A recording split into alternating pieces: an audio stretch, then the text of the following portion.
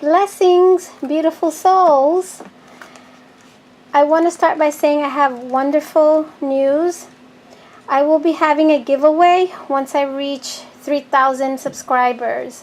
To be aware of the giveaway announcement, stay connected by subscribing and clicking on the bell icon next to the subscribe button.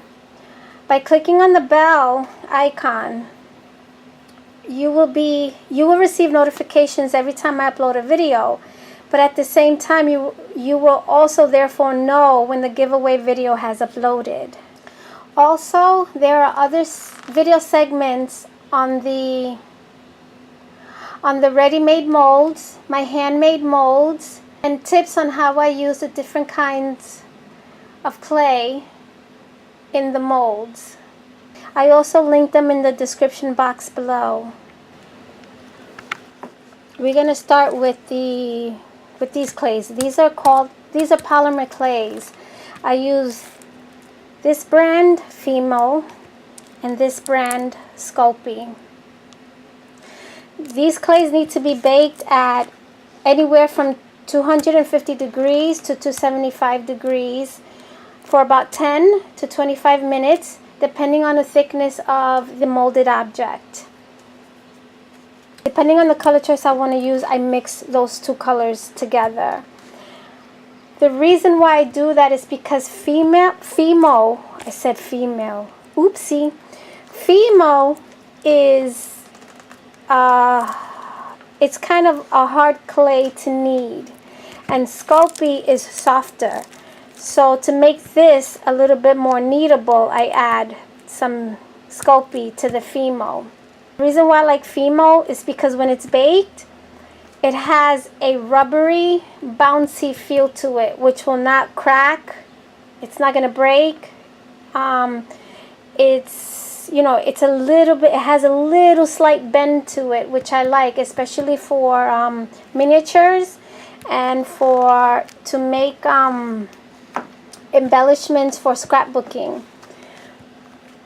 Okay, and Sculpt I do not use by itself. I have done it, and before I discovered the texture of Fimo, I was using this. And when I bake this, it reminds me of plaster of Paris, which I do not recommend to use at all, because plaster of Paris chips and cracks and it breaks. This one has the similar effect. I will show you what I mean as we go on. I also highly recommend this product. In short, it's called TLS. The product's name is Translucent Liquid Sculpt. This is basically glue for clay. It's a thick liquid form of clay. It's actually clay, but in a thick liquid form. And it is fantastic to use in your clay pieces when they break. Like when you're pulling them out of the mold and they might break a little bit. I put my clays, when I put it in a mold, I put it in a freezer so it hardens a bit. So when I remove it out of the mold, it doesn't lose its shape. So sometimes there's a little bit of breakage or a little bit of cracking, and I use this to bond it back together so I don't have to remold it. So you put this on before you actually bake it because it'll bond it. It's essentially clay glue. It is freaking awesome. I love this stuff. Alright, once you bake this clay, it can be sanded, it can be shaved, it can be cut, and it can be painted. So here I cut off a piece of Fimo, and it's crumbly. It's really hard to mold here. And this is the Sculpt. This is a piece of the Sculpt. So I'm going to take a piece off it. Look how much softer this is. I'm going to take a piece of that off, and this is not very soft at all. You see how it breaks? That's why I mix it with this.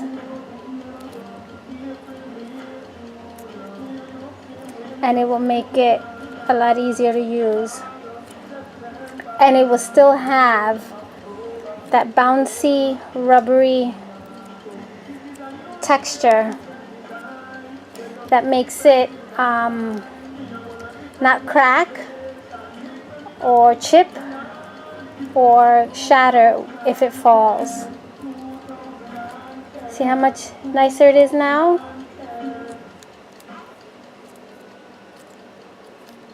So I will add a little bit more of this.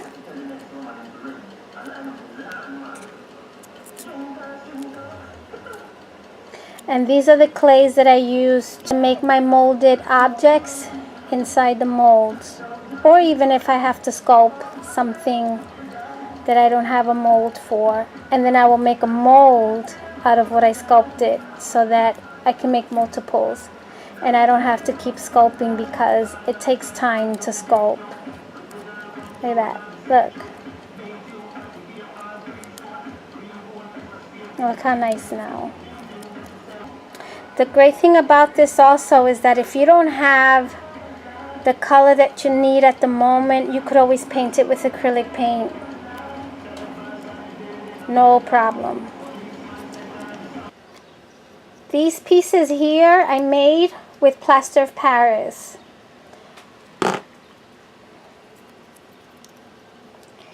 And I purposely broke this one in apart.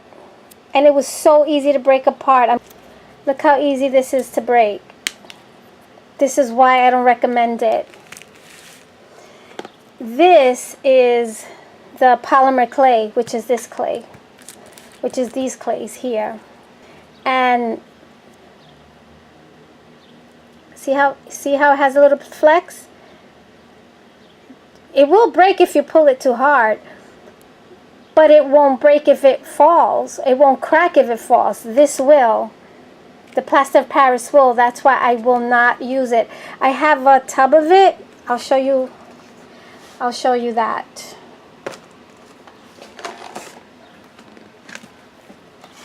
This is my tub of plaster of Paris. I'm going to continue using this, but I will make gesso with it. This is great to make gesso. I will be using it for non-porous surfaces such as plastic, you know, to paint on plastic or to paint on metal pieces. This is great for that. So I have pretty much, you know, a full tub here, and I will use it to make my own gesso for that. The other complaint I have about plaster of Paris is that it doesn't give you a smooth texture like Polymer Clay does. It leaves air bubbles. It leaves a lot. Look at all these air bubbles. Look at that. Look at this bump here, and that's why I don't care for it. This was also made with plaster of Paris. I guess this could be shabby chic, but I will not use plaster of Paris to make my molded objects. Here's another example. Here's a space here. They can be worse than that.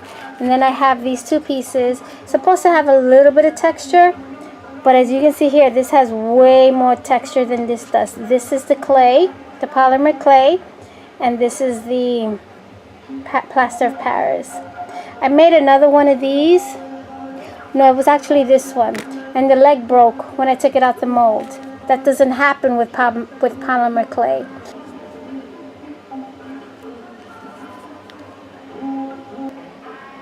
I also wanted to share that the TLS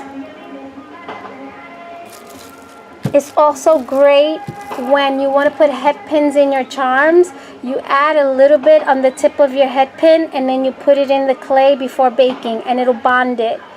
That's another great tip in using TLS.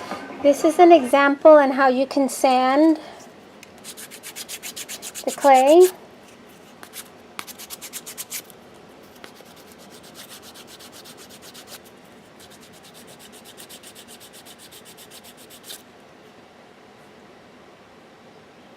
See, it left a little indent there. And this is an example of how you can carve. I'm just using this. This is a spare clay. This is a clay that I made. I made a mold out of it. I sculpted it to make a mold. And You can cut it. Well, you could actually cut through and through easily. And you can shave if you need to shave. If it's too much to sand, you can shave and then smooth out the rest by sanding. I appreciate this clay. This is an example that you can paint polymer clay. I painted the eyes on these clay charm dolls that I had made.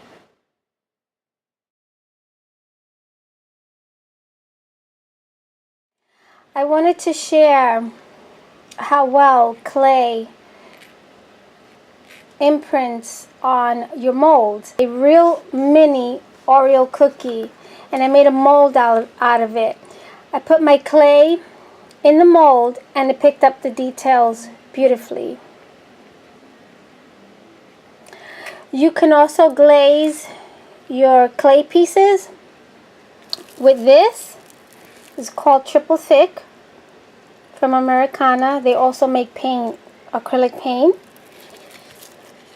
You could also use Glossy Accents by Ranger. You could also use, there are many kinds of glazes, sealers out there. You could also use this by Sculpt also.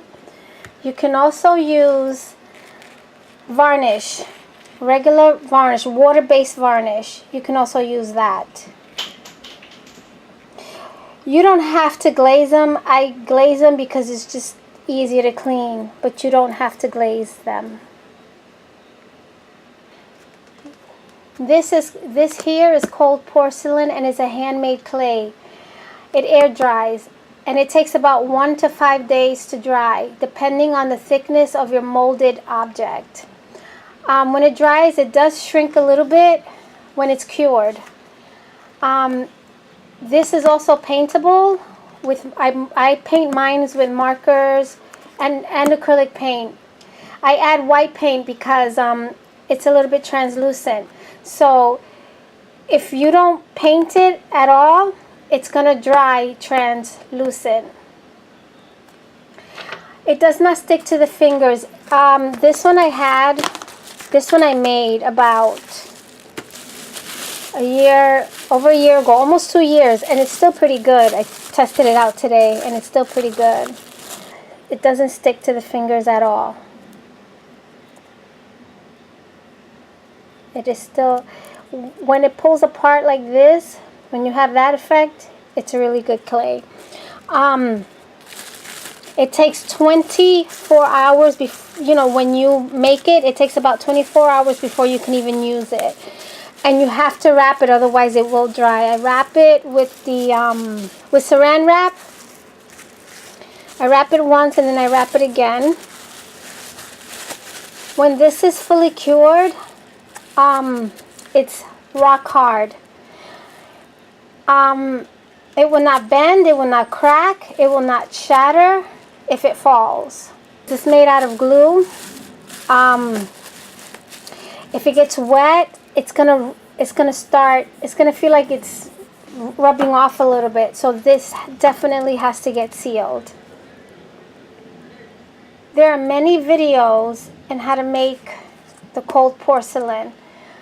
I will not do a video tutorial because there are many. You can do the research and choose the one that works best for you. I did a few tutorials and there was one that I liked the best. So everybody's is going to vary and everybody's going to be different. This is an item that I made with it. I added a little bit of white acrylic paint first and molded it in there. If it gets a little bit too sticky, because it might since acrylic paint is wet, just add some cornstarch and that'll help, that'll help with the wetness. It'll dry it up again a little bit. And then I used a marker and added a little bit of brown to the mixture. And only add minimal amount color as possible, because once it dries, it gets really dark. The color gets really dark. That's another thing to watch out for. but it is paintable. I painted this after the whole thing was cured. I painted the eyes and the clothes. And it tends to sink in a little bit, but that's okay. And I'm telling you, this thing is rock hard. Look how hard that is. It will not crack or break or shatter. It will not do that. This is another one.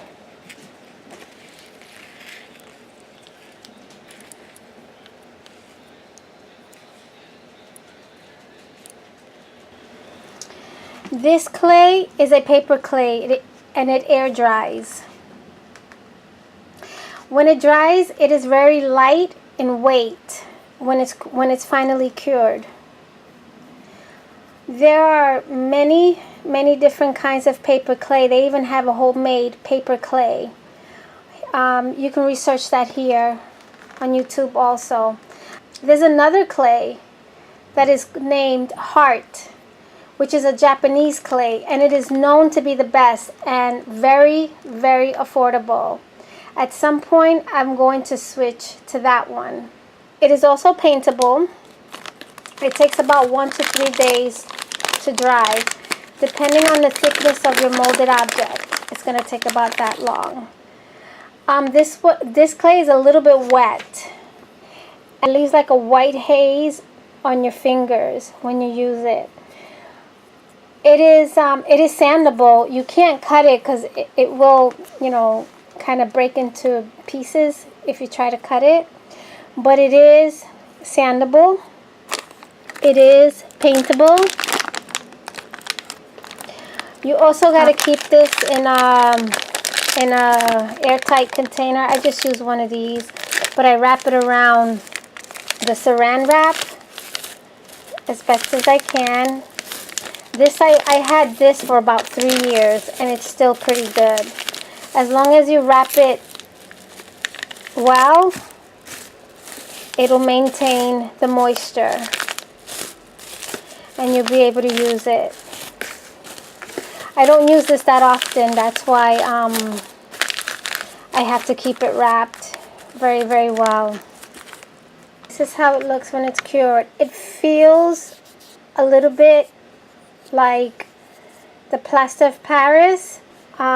It's great, and I do use it from time to time depending on what I'm using it for. For the other clays, I just remembered, when you're putting it in your molds, you're going to need a release to take it out the mold. So for the polymer clay, I use cornstarch. I dust a little bit inside the mold with a facial brush. Those brushes they use to apply blush on. I use one of those, and I lightly dust my mold in the inside. For the porcelain clay, I don't use cornstarch, only because it's going to stick to the mold. I will use baby oil, and you got to work quickly because it will start to stick to the mold. For the paper clay, I also use cornstarch.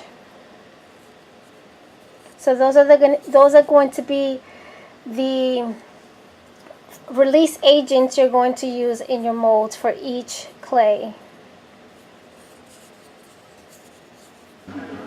That concludes this segment. Share, be fair, love one another, and be filled with love. Peace.